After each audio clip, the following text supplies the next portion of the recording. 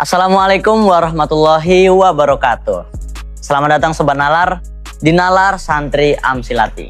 Santri menalar, dunia mendengar. Akhir-akhir ini dunia keagamaan kita sedang ramai. Bahkan bisa dibilang ramai karena salah paham. Bukan karena semangat beragama yang menurun, justru meningkat. Tapi sayangnya semangat itu sering berlari lebih cepat daripada ilmunya. Akhirnya banyak yang sibuk menyalahkan sebelum sempat memahami. Fenomena ini sebenarnya udah lama dibahas para sosiolog agama. Disebut dengan religious enthusiasm without epistemic foundation. Semangat beragama tanpa fondasi pengetahuan. Dan hasilnya lahirlah generasi #dalil. Cepat berkomentar namun lambat belajar. Yang mereka nggak tahu dikira nggak ada. Sekarang lihat. Hal-hal yang jadi ciri khas pesantren seperti tabaruk, mencium tangan kiai, menunduk saat lewat di depan guru, malah sering diistilahkan sebagai bid'ah, feodal, bahkan gak rasional. Padahal kalau mau buka kitab, itu semua punya akar panjang dalam khazanah Islam klasik. Cuma masalahnya, banyak yang lebih cepat buka kolom komentar daripada buka kitab kuning. Jadi yang seharusnya kita lakukan sekarang, bukan adu mulut soal siapa yang paling sunnah, tapi sama-sama menggali bukti agar sama-sama saling paham. Karena kalau semangat beragama tidak dibarengi ilmu, ia mudah berubah menjadi senjata, bukan lagi cahaya. Yang tumbuh bukan iman, tapi ego dengan dalil pembenaran pribadi. Maka disinilah pentingnya nalar. Karena iman tanpa ilmu bisa salah arah. Dan ilmu tanpa adab cuma jadi suara tanpa ruh. Sobat Nalar, di pesantren itu ada hal-hal yang bagi sebagian orang luar mungkin tampak aneh.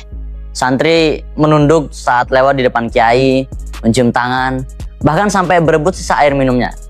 Bagi sebagian orang yang baru turun dari timeline dakwah instan, pemandangan begitu bisa langsung dituding, ih feodal, fanatik buta, atau ngapain sih segitunya?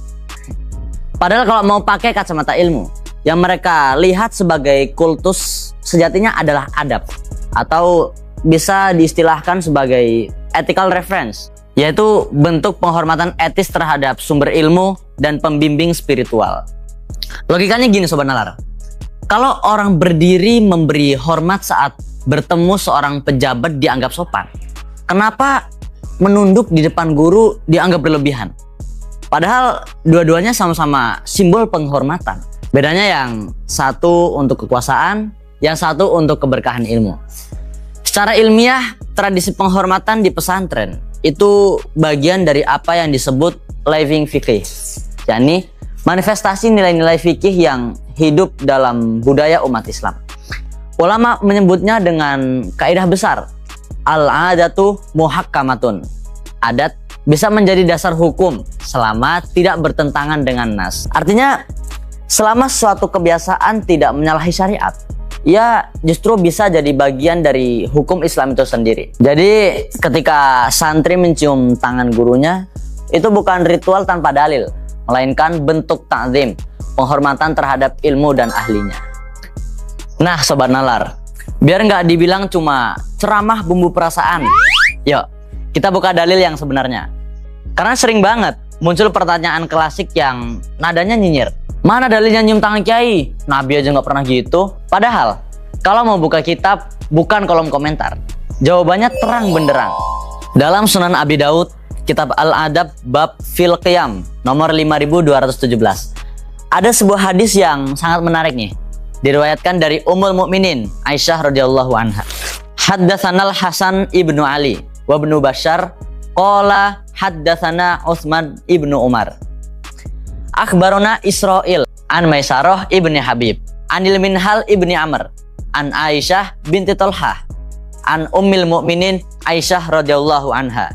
Ma ra'aitu ahadan kana asbaha samtan wa hadiyan wa dallan bi Rasulillahi sallallahu alaihi wasallam min Fatimata karramallahu wajhaha.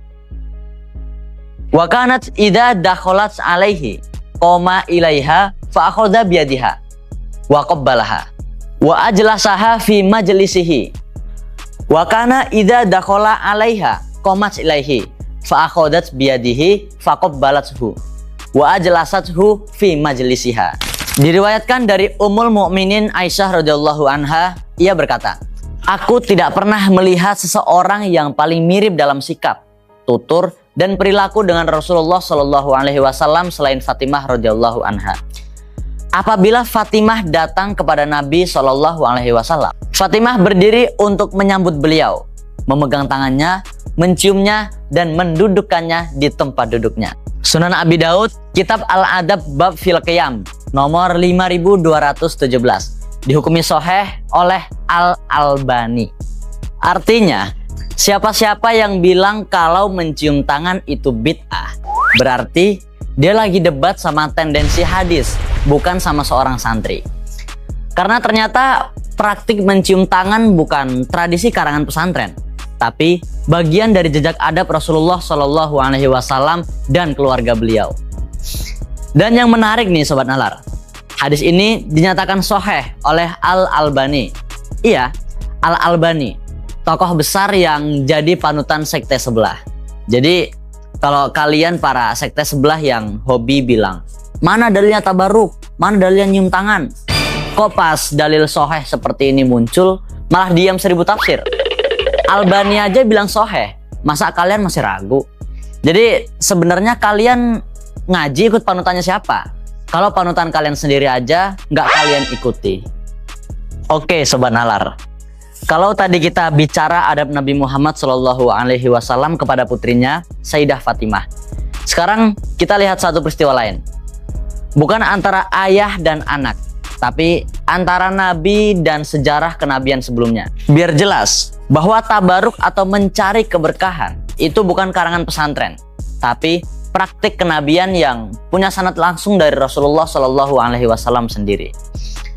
Dalam Sahih Muslim, Kitab Al-Zuhud war Raqaiq nomor 2981, diriwayatkan dari Abdullah bin Umar radhiyallahu anhu, beliau berkata, "Haddatsani Al-Hakam ibnu Musa Abu Saleh, haddatsana Syuaib ibnu Ishaq, akhbarona Ubaidullah an Nafi' an Abdillah ibni Umar akhbaruhu annan nasa nazalu ma'a Rasulillah sallallahu alaihi wasallam alal hijri ardi Samud fastaqau min abariha wa ajanu bihi al-ajina fa amaruhum Rasulullah sallallahu alaihi wasallam ayyuhriku mastaqau wa yu'aliful ibilal ajin wa amaruhum ayyastaku minal bi'ri alati kanat tariduha annaqo."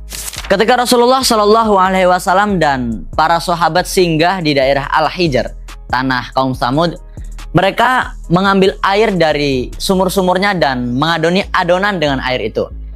Maka Rasulullah Shallallahu Alaihi Wasallam memerintahkan mereka untuk menumpahkan air yang telah diambil, memberi makan adonan itu kepada unta, dan mengambil air dari sumur yang dahulu didatangi oleh unta Nabi Soleh.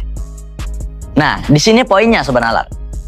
Kalau tabaruk itu salah, mestinya Nabi melarang para sahabat mendekati sumur itu. Tapi justru beliau arahkan, ambil dari sumur yang pernah diminum unta Nabi Saleh. Artinya jelas, Nabi sendiri mengakui adanya nilai keberkahan pada sesuatu yang pernah bersinggungan dengan makhluk soleh. Jadi logikanya sederhana. Kalau air bekas minum unta Nabi Soleh aja bisa menjadi sarana keberkahan, masa air wudhu para ulama atau sisa minuman seorang guru soleh langsung dicap syirik? Itu bukan gulu atau berlebihan, tapi ta'zim, penghormatan terhadap sesuatu yang dimuliakan Allah. Dalam teori ta'abbud dan ta'zim dalam fikih, ada pembedaan antara ibadah atau penyembahan dan ta'zim atau penghormatan. Yang pertama, ibadah hanya ditujukan kepada Allah, sedangkan ta'zim adalah bentuk cinta kepada yang membawa kita menuju Allah. Dan tabaruk itu berada pada ranah kedua, penghormatan spiritual, bukan penyembahan ritual.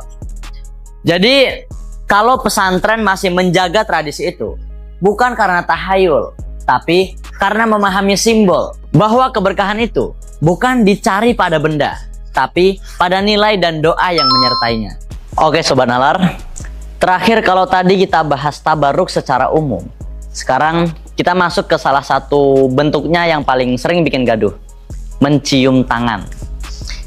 Iya, ekspresi sederhana ini yang di pesantren dianggap adab, oleh sebagian orang justru dianggap taklid buta. Padahal yang membedakan adab dan taklid bukan pada gerakannya, tapi pada niat dan ilmunya. Kalau mencium tangan dilakukan karena hormat pada ilmu dan ketakwaan, itu ta'zim. Tapi kalau karena takut nggak kebagian jabatan atau amplop, itu tazlif atau cari muka. Secara psikologis, yang satu menundukkan ego, yang satu justru menundukkan harga diri. Nah, biar nggak asal ngomong, kita kutip langsung dari Imam An-Nawawi dalam kitab Al-Majmu'. Yustahabbu taqbilu yadir rajuli as-solihi waz-zahidi wal-alimi wa nahwihim min ahlil akhirati. Wa amma taqbilu yadihi liginahu wa dunyahu famakruhun syadidul karohati. Disunahkan mencium tangan orang soleh, zuhud, dan berilmu. Namun, jika karena kekayaan atau kedudukan duniawi, maka sangat makruh. Nah, jadi jelas Sobat Nalar, nyium tangan ulama itu sunnah, tapi nyium tangan pejabat dengan niat cari muka, itu strategi survival. Yang satu mendekat karena adab di hadapan ilmu, yang satu mendekat karena hormat di hadapan pangkat yang semu. Kesimpulannya, Islam menilai tindakan bukan dari gesturnya, tapi dari motifnya. Karena adab sejati bukan soal tunduk di hadapan manusia, tapi bagaimana kita menundukkan ego di hadapan keilmuan. Dari semua yang kita bahas tadi, mulai dari adab, tabaruk, sampai soal mencium tangan, satu hal yang perlu kita garis bawahi, bahwa pesantren dengan segala tradisinya bukanlah menyimpang dalam ajaran Islam, atau bahkan mengada-ngada dan membuat tradisi sendiri. Itu semua ada dalam literatur Islam. Jadi sampai sini udah paham ya Sobat Nalar? Ya udah. Kalau gitu sampai jumpa di episode berikutnya dan masih di Nalar Santri Amsilati. Santri menalar, dunia mendengar. Wassalamualaikum warahmatullahi wabarakatuh.